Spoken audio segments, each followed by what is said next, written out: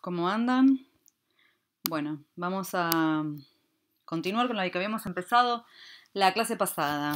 Y vamos a ver la extracción de aceite de soja y la obtención también de harina de soja como un subproducto de esta industria.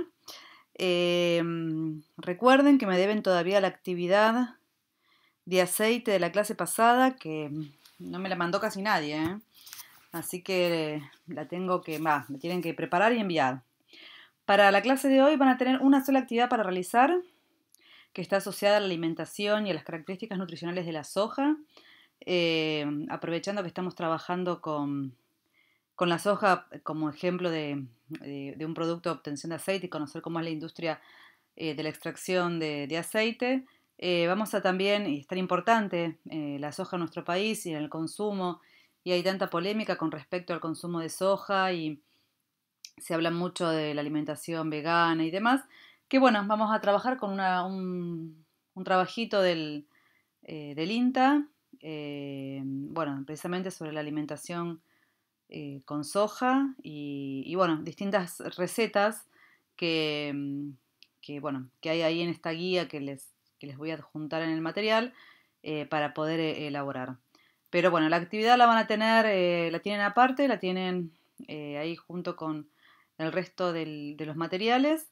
Tienen un Word, van a tener el cuadernillo este del INTA sobre la soja y bueno, este video dar, para poder completar la clase de obtención de aceite, bueno, en este caso de soja, ¿sí? Vamos a ver la extracción de otros tipos de aceite, como es el de oliva, y ahí vamos a estudiar lo que es la extracción por prensa. Ustedes tienen que saber que hay dos modalidades principales para obtener el aceite. Una es una modalidad mecánica, que es la extracción de aceite por prensa, y la otra es el uso de solventes. Solventes orgánicos, que ya lo vamos a ver más adelante en mayor detalle.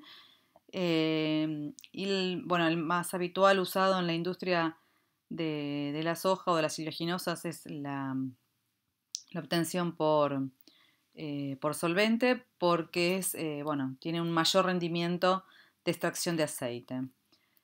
Y también les adjunto en los materiales un video, que bueno, les comparto el link en YouTube, sobre una de las plantas más grandes de obtención de aceite del país, para que vean, si bien no hay mucho de la parte técnica, está bien explicado, algunas cuestiones están bien explicadas y un poco refuerza lo que les voy a dar a explicar yo ahora, pero está bueno para que vean un poco todo. Lo que me gustó de ese video es que no solo ven el funcionamiento de la planta, sino que ven el puerto de Rosario, ven a los camiones, ven cómo trabajan eh, los camioneros que se dedican al transporte de cereal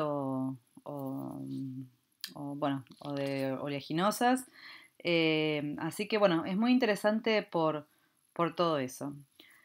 Bueno, vamos a empezar, para que no se haga muy largo, vamos a empezar hablando de la soja en general, ¿sí? Bueno, que es una planta anual, como todos sabemos. La soja es una planta que se cultiva en el verano. La particularidad que tiene la soja, a diferencia por ahí de otros cultivos, es que hay una grandísima variedad de sojas diferentes, con distintos requerimientos. La soja es una planta que tiene un gran requerimiento de día corto, ¿sí? La planta, para poder florecer, reconoce el cambio de las horas del día, eh, y tenemos plantas de ciclos muy largos y de ciclos muy cortos. Tenemos plantas cuyos ciclos, o sea, cuando hablamos de ciclos hablamos del tiempo eh, que la planta se desarrolla, germina, crece, florece, fructifica y muere, desde 90 días hasta 200 días en las de ciclo largo. Y eso, por supuesto, depende mucho de nuestro objetivo de producción y nuestra zona de producción.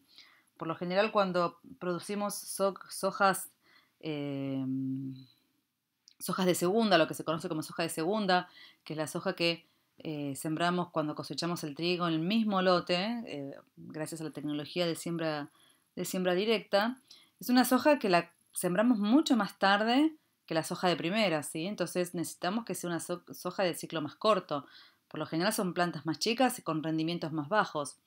Pero si tenemos en cuenta el rendimiento total del lote, del terreno, de la parcela, como tenemos dos cultivos, hacemos dos cultivos en un solo año, el rendimiento total global es mucho mayor que haciendo solo una soja de primera. Por supuesto que esto va a depender no solo de la tecnología con la que contemos, el dinero y la calidad ambiental, tanto de lluvias como de calidad de suelo para poder hacer dos cultivos en un solo año. Bueno, no vamos a entrar en debate sobre lo que es el monocultivo de soja y demás y todos los daños ambientales que eso ocasiona, sabiendo que el hombre desde el momento en que se dedica a trabajar el suelo ya está haciendo un daño ambiental, así que desde hace más de 10.000 años que estamos ocasionando un daño al ambiente, por lo cual es una discusión extremadamente larga, compleja y hasta filosófica.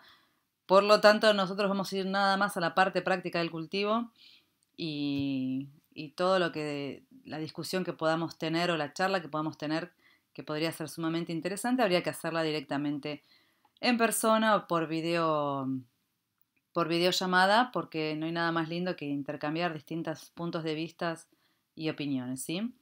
Eso es muy productivo para todos, para el crecimiento intelectual, para el crecimiento como personas, para el crecimiento del pensamiento, ¿sí? Me estoy yendo por las ramas. Bueno, con respecto a la soja, bueno, quiero mostrarles acá la distribución geográfica donde se cultiva la soja en Argentina, ¿sí? Es uno de los cultivos más importantes del mundo y por supuesto del país. Bueno, como dijimos antes, es una legumbre. A ver, hay que hacer una distinción acá entre legumbre, leguminosa, legumbre oleginosa, para que no queden, estimo que los deben saber, pero bueno, a veces estimando uno se puede equivocar. Legumbre es todo aquel fruto que se encuentra en una vaina, ¿no? Una legumbre como esto es una vaina, una legumbre, ¿sí? Eso no quiere decir que sea oleaginosa, por supuesto es una oleaginosa por el contenido de aceite que tiene. El girasol también es una oleaginosa y no la encontramos en vainas. Así que bueno, en el caso de la soja es una legumbre oleaginosa. En algunos países se la conoce como soya, ¿sí? Si buscan información en internet van a encontrar que hay muchas referencias hacia la palabra soya, se la nombra de otra manera. Bueno, tienes flores que se ubican en las axilas, ¿sí? En las axilas de las hojas. Son pequeñas y se agrupan en inflorescencias. Las vainas estas pueden tener de 3 a 4 granos, perdón, entre 1 y 4 granos, ¿sí? Dependiendo la variedad. Y bueno, y el tiempo de crecimiento que tengan, el rendimiento y demás, ¿sí? Y algo muy característico de las hojas, que por supuesto ya lo saben, es que desarrollan nódulos, o sea, las bacterias, hay bacterias que desarrollan nódulos en las raíces que lo que hacen es capturar el nitrógeno atmosférico, con lo cual no es tan importante fertilizar con nitrógeno estos cultivos, ¿sí? Solo se hace la fertilización con nitrógeno en caso de que sean suelos bastante pobres en ese nutriente. Pero lo que sí hay que hacer es la inoculación de la semilla de soja al momento de la siembra. Se la inocula con las bacterias previo a sembrarlas para asegurarnos de que se generen o se formen estos nódulos. Bueno, el origen de la soja se remonta al norte y centro de China. Ellos ya hace varios miles de años que la producen, la cultivan y la consumen. El principal productor de soja del mundo es Estados Unidos, seguido por Brasil y en tercer lugar Argentina, ¿sí? Acá hay algunos números interesantes que pueden mirar. ¿Cuándo ingresa la soja a la Argentina? La soja, si bien ingresa en los años 70, recién en los 90, con la incorporación de tecnologías como la soja transgénica y la siembra directa, fue un boom y una explosión en la producción de este cultivo que desplazó muchas de las otras producciones típicas del país. Ha generado realmente una revolución en el agro argentino. Bueno, Argentina es el principal productor de soja genéticamente modificada Y bueno, esto ya lo he mencionado, que se han desplazado. Estas diapositivas las van a tener para leerlas después tranquilos ustedes también, eh, para no tener que verlas nada más que con el video o teniendo que escucharme. Bueno, características de las semillas. Ustedes vieron que cuando vimos trigo y maíz, vimos cómo eran las características de las semillas, que principalmente se dividían en tres partes: el germen o el embrión, el endosperma y el pericarpio, la cáscara. Bueno, las leguminosas son diferentes. Este caso son dicotiledonias. Las dicotiledonias se las nombra así porque tienen dos cotiledones. Los dos cotiledones son las dos primeras hojas que salen de la planta al germinar. Se encuentran acá adentro, ¿sí? Y la función de los cotiledones es aportar, bueno, es la fuente de reserva de eh, estas semillas. La realidad es que las semillas de leguminosas son muy distintas a las de las gramíneas. Las gramíneas son monocotiledóneas y el cotiledón es parte, obviamente que es parte del embrión, pero no tiene sustancia de reserva, sino que la sustancia de reserva está aparte. En este caso, en las leguminosas, la sustancia de reserva forma parte de la planta y está dentro de las dos primeras hojas que emergen o que emergen al germinar la semilla. ¿Cómo es la composición de la semilla de soja? Y acá también tenemos grandes diferencias con las gramíneas. Incluso la soja de todas las leguminosas es la semilla con mayor porcentaje de proteína, ¿sí? La semilla de soja es una semilla con un gran valor proteico. En el trabajo que tienen que hacer van a leer un poquito más en detalle esta información. Si bien contiene todos los aminoácidos esenciales, hay dos aminoácidos que incluso contienen azufre, que están en menor cantidad, pueden que no estén, y no alcanzan a satisfacer la demanda de las etapas de desarrollo de los chicos. Por lo tanto, la semilla de soja no debería ser la fuente proteica de las personas a cierta edad, ¿sí? Sobre todo en las etapas de rápido crecimiento donde la demanda de aminoácidos es muy alta. Además, la disponibilidad de estos aminoácidos es más compleja, ¿sí? Bueno, estas semillas tienen sustancias que reducen la absorción de los nutrientes de la semilla, tiene varias complicaciones a nivel nutricional que se pueden, por supuesto, modificar o trabajar para reducir las complicaciones y se convertiría en un muy buen alimento, ¿sí? Pero, pero bueno, no quiero profundizar en la parte de la nutrición porque lo vamos a ver después con el trabajo que tienen que hacer. Bueno, la proteína, ¿dónde se encuentra la proteína? La proteína se encuentra, la semilla tiene, o sea, el 40% de la semilla es proteína. Y esta se encuentra en el cotiledón. Bueno, el cotiledón forma parte del germen, ¿sí? Está dentro de lo que es el embrión también. Bueno, después de grasa tenemos un 21% de grasa en toda la semilla, con lo cual tenemos un alto porcentaje de grasa, por eso es que es una oleaginosa y podemos extraer aceite de las semillas. Y bueno, toda la semilla tiene alrededor de un 40% de hidratos de carbono, pero miren dónde está la mayor cantidad de hidratos de carbono en la cáscara, ¿sí? A diferencia de lo que era en las gramíneas que lo encontrábamos en el endosperma. Y bueno, como pueden ver, hay una alta cantidad de proteína en toda la semilla, menor cantidad en la cáscara. Y bueno, acá les quería mostrar dónde están las principales plantas de producción del aceite, ¿sí? Están próximas al puerto de Rosario. Acá está el puerto de Rosario. Y las principales plantas están ahí porque los barcos, bueno, ingresan por el Paraná y cargan las semillas ahí, las semillas, el aceite, la harina, el pellet, lo que se vaya a exportar. Y bueno, y el puerto de Rosario es uno de los principales, es donde se encuentran las plantas más importantes y más grandes de extracción de aceite. Estas imágenes, que si bien van a ver algo de esto si ven el video, me gustaba mostrárselas porque la verdad que es algo impresionante, ¿sí? Ver ingresar todos estos barcos. Acá están las plantas donde se carga tanto el aceite como la semilla o el expeller, el expeller de soja. Y bueno, nada, realmente ver esto es algo increíble. Y acá tenemos un resumen de lo que es el proceso de extracción de aceite de soja.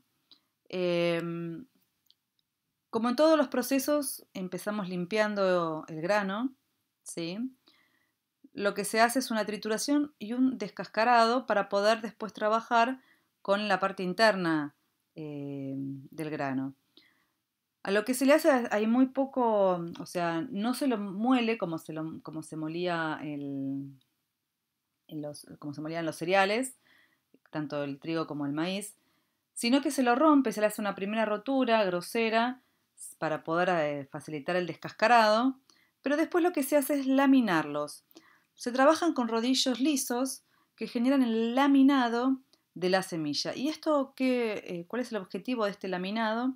El objetivo de este laminado es romper las vacuolas donde se encuentra el aceite. Entonces generan finísimas láminas que facilita la extracción del aceite. Y después del laminado, lo que se obtiene es una torta, se le llama torta. La torta es todo el producto, o sea, todo el resultado del laminado, donde tenemos la mezcla de aceite, de pedazos de semilla, etc. Y esa torta es a la que se le agrega el solvente.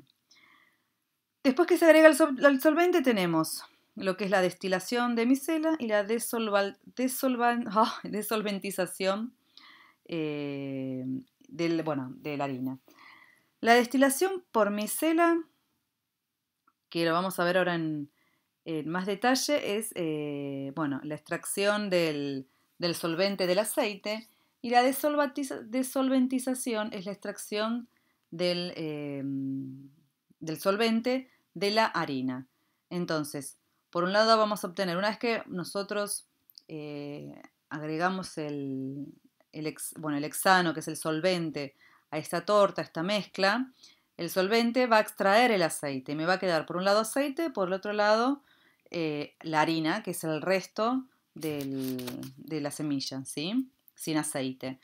Entonces, ese aceite me queda con solvente. Ese solvente lo tenemos que sacar. Ahora vamos a ver en detalle qué es el solvente este. Y ese proceso se lo conoce como destilación de micela.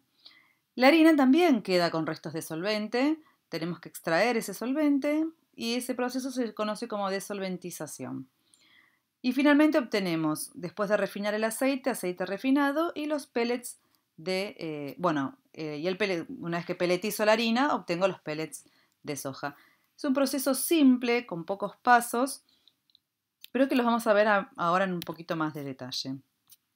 Acá lo que tenemos es el proceso de refinado, que también lo vamos a ver con un poco más de detalle. Bueno, durante la cosecha la semilla se almacena una humedad del 13%, ¿sí? Pero después, cuando se lleva la semilla a la planta, se la seca y se la deja con una humedad del 10%. Lo primero que se hace, por supuesto, como siempre, es la limpieza. Se tiene que limpiar la semilla una vez que llega a la planta, incluso antes de empezar el proceso de rotura del grano, ¿sí?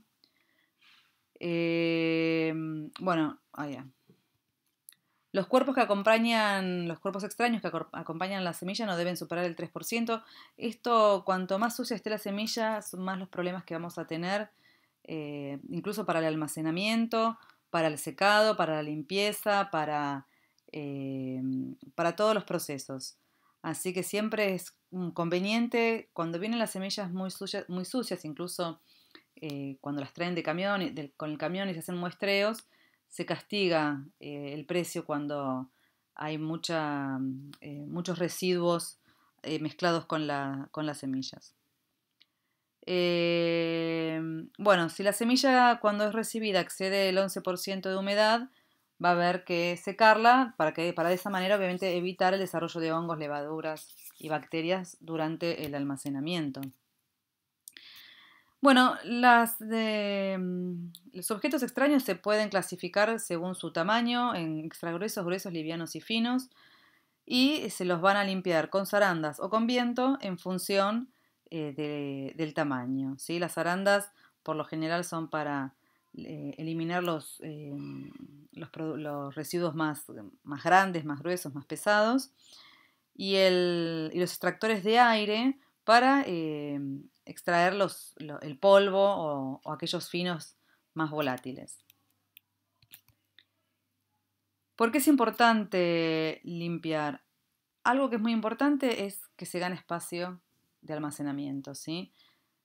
Vamos a un ejemplo. Si la basura tiene una densidad de 0,2, estamos ocupando 5.000 metros cúbicos de espacio que podría ser utilizado por granos.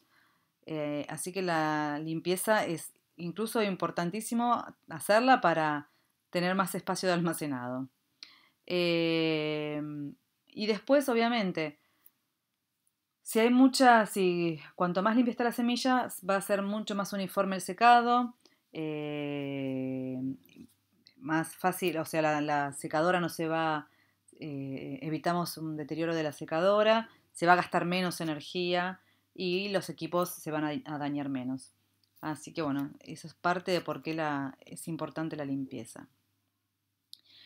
Bueno, una vez que se inicia la molienda, lo primero que se hace es triturar el grano. Las semillas pasan por unos molinos de rodillos que lo quiebran, ¿sí? Después se lo descascaran, se tratan de extraer las cáscaras para quedarnos con la parte interna del grano donde tenemos el aceite, que es lo que estamos, que es nuestro objetivo de obtener. Y se lo acondiciona. El objetivo del acondicionamiento es obtener unas láminas más estables para después para que el proceso de laminado sea más eficiente, ¿sí? Bueno, en todos estos procesos se usa calor. El objetivo del calor, además de que nos permite obtener más fácilmente el aceite y la ruptura de las vacuolas, es la soja tiene lo que se conoce como antinutrientes, ¿sí? Y estos antinutrientes son desactivados con el calor. Así que el calor cumple la doble función de favorecer la molienda y la extracción del aceite y de desactivar los antinutrientes de la semilla. Bueno, acá tenemos precisamente lo que habla de la desactivación. Bueno, la soja no se puede consumir sin la desactivación de estos antinutrientes, ¿sí? No la pueden consumir ni los animales ni los humanos. Esto es un mecanismo de defensa que tienen estas legumbres en contra de los herbívoros, ¿sí? Esta sustancia antinutritiva lo que hace es bloquear la acción de la tripsina. La tripsina es una enzima digestiva. La tripsina, si no puede funcionar, nuestro intestino no funciona bien y no se pueden absorber o digerir bien las proteínas. Entonces es muy importante desactivar estas enzimas antinutritivas, estas sustancias, perdón, antinutritivas, para poder consumir la semilla. Cuando compran ustedes poroto de soja en sus casas y lo van a cocinar, tienen que saber que aparte de dejarlo en agua toda una noche entera al grano, después hay que hervirlo por lo menos 1 hora, ¿sí? Se hierve por lo menos 1 hora en una olla común y media hora en olla a presión para poder desactivar las sustancias estas. Bueno, entonces, esto es la etapa de la molienda de la semilla de soja. Acá tenemos las semillas de soja. Acá se realiza la ruptura Y una vez que se las rompe, se las cocina, se aumenta la temperatura del proceso y se las lamina. El laminado, se utilizan estos discos lisos por donde pasan las semillas y lo que obtenemos finalmente es una torta. Entonces acá tenemos la torta que vamos a usar para extraer el aceite. El objetivo del laminado es la ruptura de la célula oleífera, ¿sí? La vacuola donde se encuentra el aceite.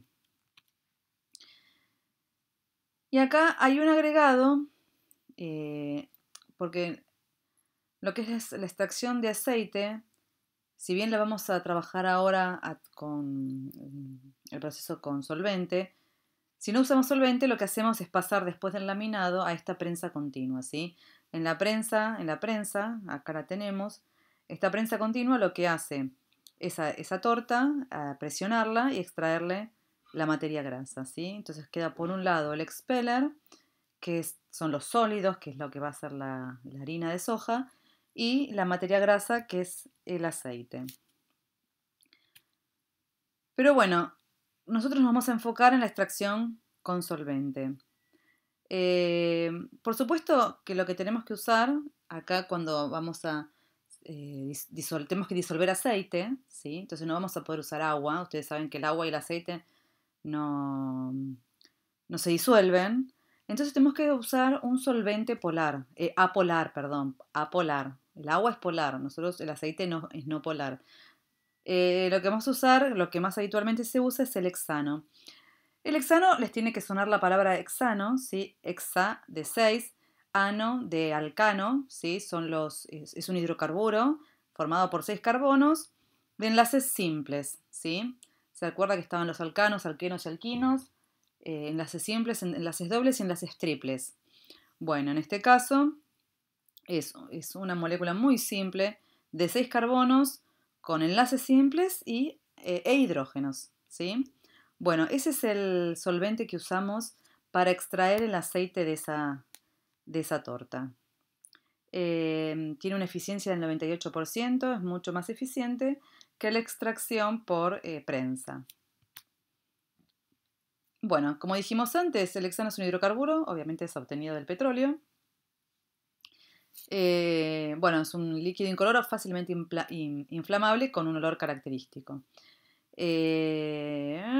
A ver si acá hay algo que les quiero decir que no les haya dicho. Se lo usa como disolvente para para pinturas y demás. Es neurotóxico, adictivo y peligroso. Esto es muy importante.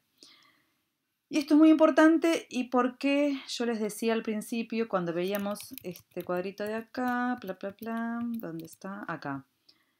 Acá, cuando yo les dije la destilación por micelia y la desolventización, es la extracción de ese solvente tanto del aceite como de la harina. O sea, tenemos que sacarlo. Y hay un proceso por el cual eliminamos el solvente del aceite y de la harina para poder consumirlo.